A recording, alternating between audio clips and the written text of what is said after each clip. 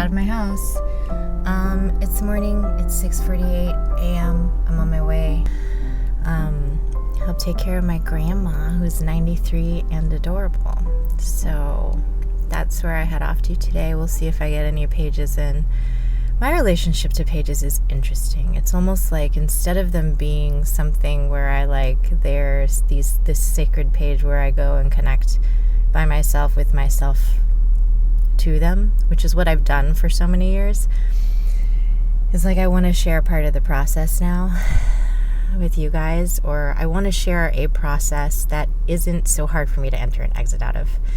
As hard as entering and exiting out of my pages first started, which was sometimes took me like 2 or 3 hours to write 3 pages when I first began, and all I could write was just a bunch of self-loathing things and a bunch of things about how imperfect my handwriting was and how I didn't want to wreck the journal and how challenging things were and how my mind was too fast that I couldn't keep up with it to write, and I didn't know how to write stream of consciousness because my stream of consciousness was so gosh darn busy.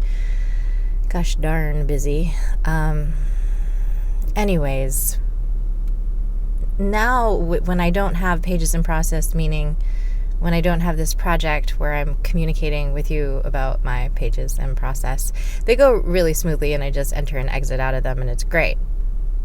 That should be great. I should just stick with that, right? Sort of, kind of, except for it felt like I would get into this really awesome place and then I would have nowhere to go. Like the beauty I was finding on the page didn't much extend past the page.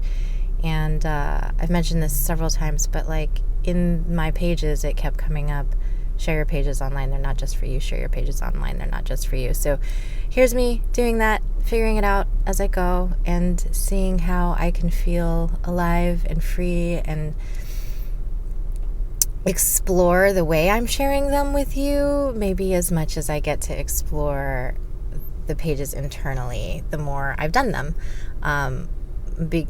At the beginning, they felt kind of like a really big challenge and a source of frustration and misattunement. But the more I did it, the more I kept showing up, the more I found my rhythm, and then they began to feel expansive and exploratory. And so I'm hoping that this little bridging of my pages and process videos, where I'm taking you about my day a little bit more in and out of things, will feel that way for me too. The way I was able to expand on my pages, I hope that I'm able to expand in my relationship to you. All right.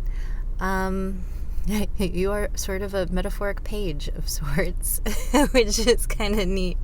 Thank you for receiving my wherever I'm at stuff, just like the page does. All right, gonna drive now.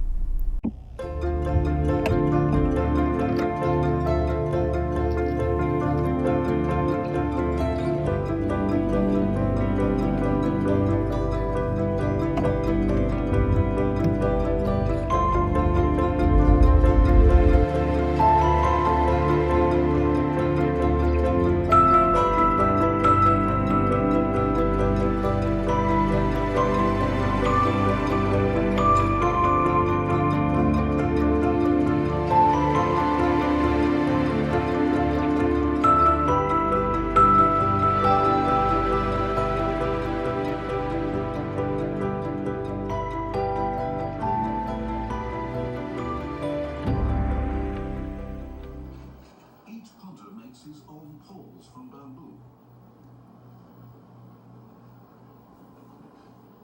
Poles are unique.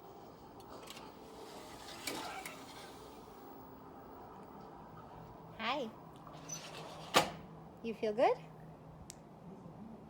Yes. Yes. Daijoubu?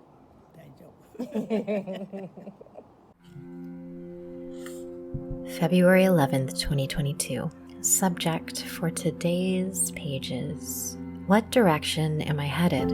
I really want a steady practice, a way of being with myself that is about connecting within and then sharing with greater self-inclusion and ease.